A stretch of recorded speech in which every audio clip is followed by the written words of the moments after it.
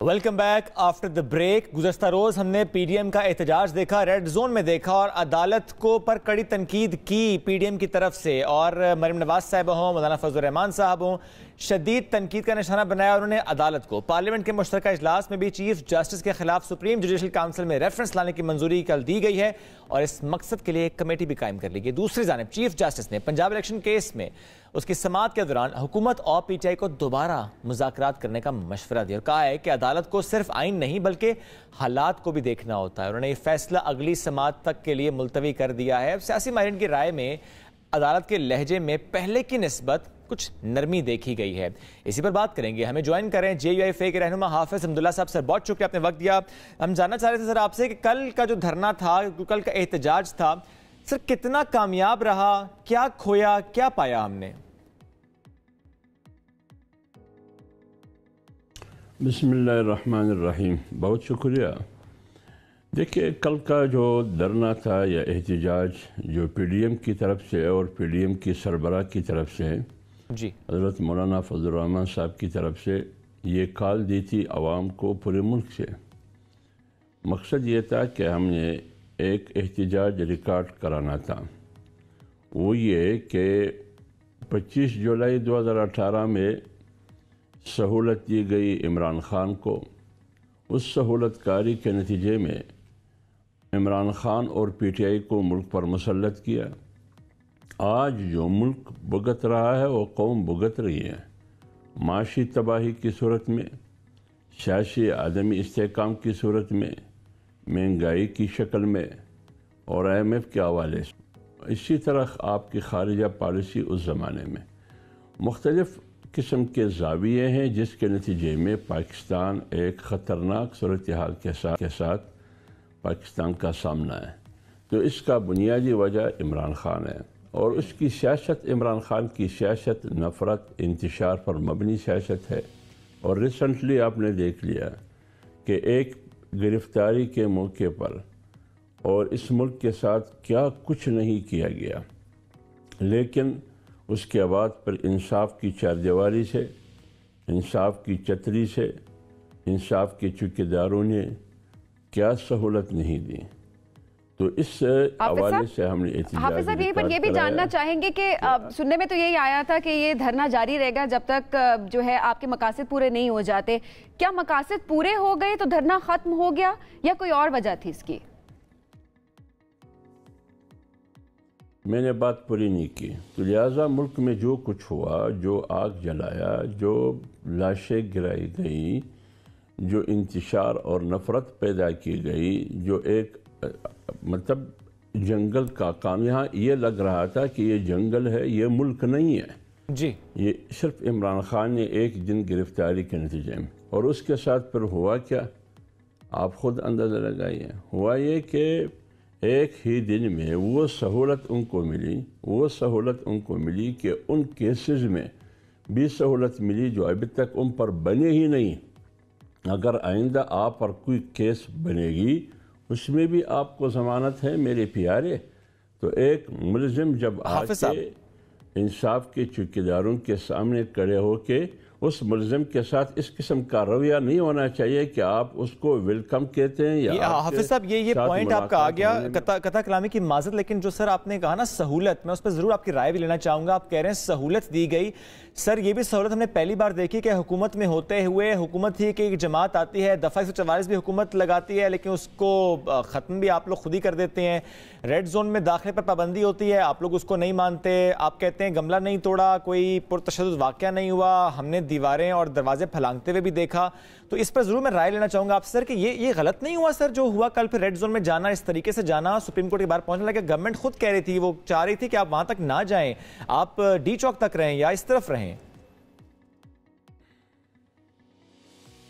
دیکھیں ہم یہ دکھانا چاہتے تھے کہ عوام اور عوام کی روش ریاست کے ساتھ محبت اور ریاست کی املاک اور ریاست کی علامات جو parliament, supreme court, P T V centre, آپ کا سیکریٹریٹ، پی ایم ہاؤس، اس کے ساتھ اصل عوام کی محبت کی حالت آپ دیکھیے۔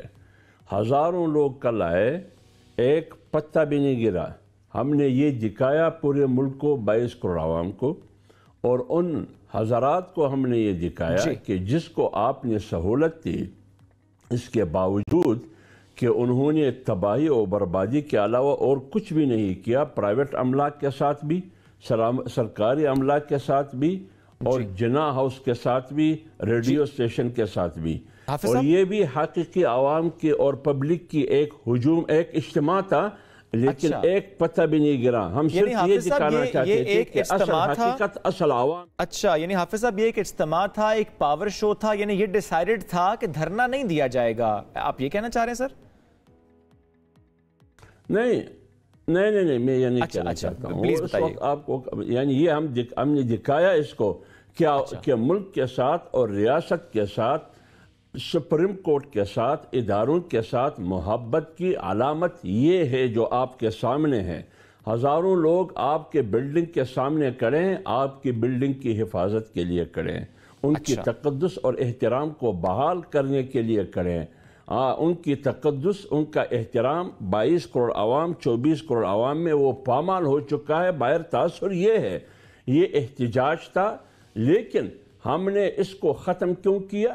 وہ پی ڈی ایم کا فیصلہ تھا، مولانا فضل الرحمان کا فیصلہ تھا کہ انہوں نے بلایا بھی تھا اور پھر اس کو ختم بھی کی۔ اگر ضرورت پڑی تو کل پھر بلا سکتے ہیں، پرسوں پھر بلا سکتے ہیں، ہفتے کے بعد پھر بلا سکتے ہیں، جب ضرورت پڑے۔ ضرورت پڑنے سے کیا مراد ہے؟ اور ختم کرنا بھی ہمارا کام ہے۔ کل حافظ صاحب یہ دیکھا کہ سپریم جوڈیشل کاؤنسل سے متعلق بھی ہم نے ابھی خبر شیئر کی کہ اس میں فیصلہ کیا گیا ہے، ججز سے متعلق یہ جو معاملہ سپریم جوڈیشل کاؤنسل کو بھیجنے کا فیصلہ کیا گیا ہے۔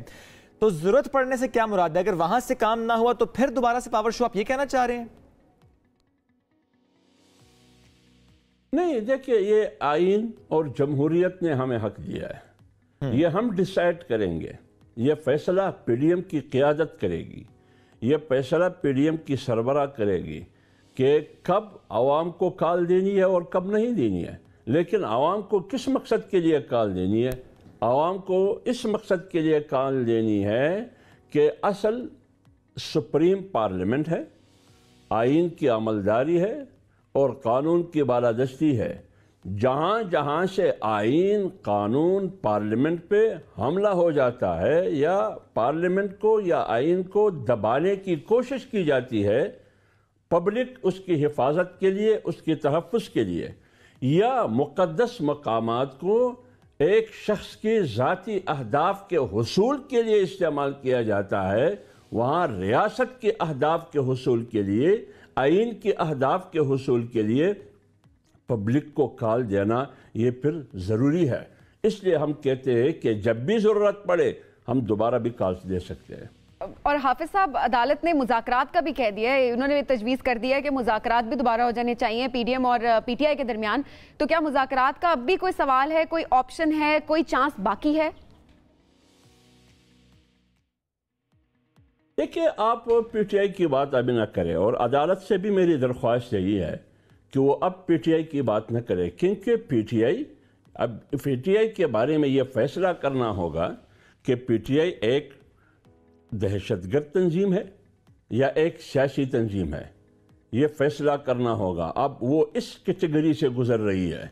اگر پی ٹی آئی دہشت گرد تنظیم ہے، وہ ریاست اور ریاستی سیکورٹی فورسز پہ حملہ آور ہے، وہ سیکورٹی فورسز کے حساس مقامات پہ حملہ آور ہے، یہ ریاست کی علامات اور ان کی بلڈنگز پہ حملہ آور ہے، وہ پبلک ٹرانسپورٹ پہ حملہ آور ہے، وہ ایمبولنس پہ حملہ آور ہے، اس کو پھر ایک سیاسی تنظیم کی طرح ٹریٹ نہیں کیا جاتا۔ حافظ صاحب، کیا یہ فیصلہ سوال ہے آج کہ وہ دہشت گرد تنظیم ہے یا ایک سیاسی تنظیم؟ کیا یہ پی ڈی ایم میں فیصلہ ہو گیا ہے کہ اب وہ تیاری کی جائے گی، اس ڈگر پر چلا جائے گا کہ پی ٹی آئی کو سیاسی جماعت نہ کنسیڈر کیا جائے؟ پابندی کی طرف بڑھ سکتی ہے حکومت سر پی ٹی آئی کے اگینسٹ؟ پابندی لگائی جائے، بین کیا جائے پی ٹی آئی کو؟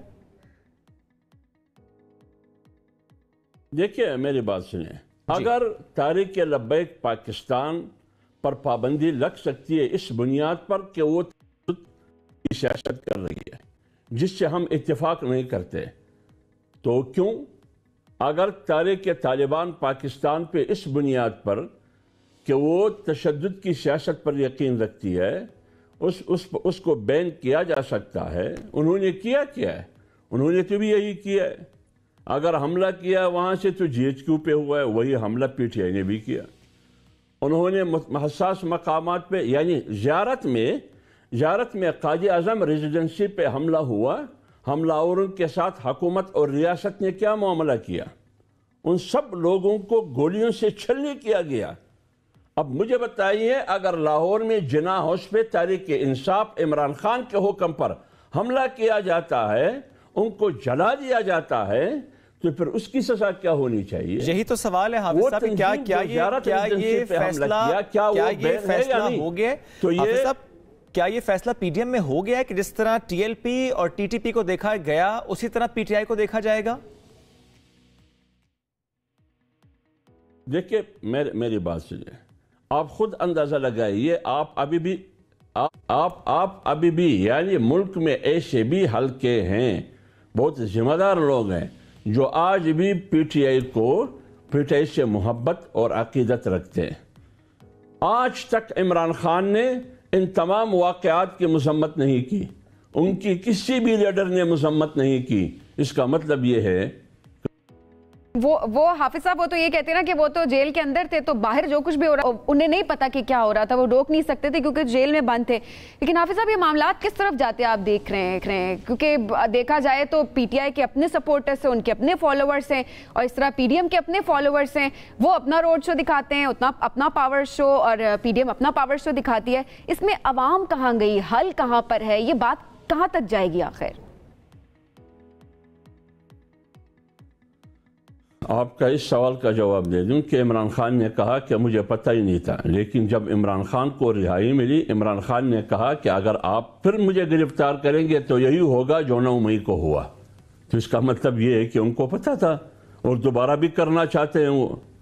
انہوں نے جو بات کی وہی باتیں دہرائیں جو وہ کیا کرتے تھے. جہاں تک عوام کی بات ہے، میری بات سنیے، ہم تو کوشش یہی کر رہے ہیں کہ ہم عوام کو سہولت دیں. ہم تو کوشش یہی کر رہے ہیں کہ عوام کی سہولت اور ان کے مفادات کے لیے مؤثر اقدامات موجودہ حکومت اٹھائے.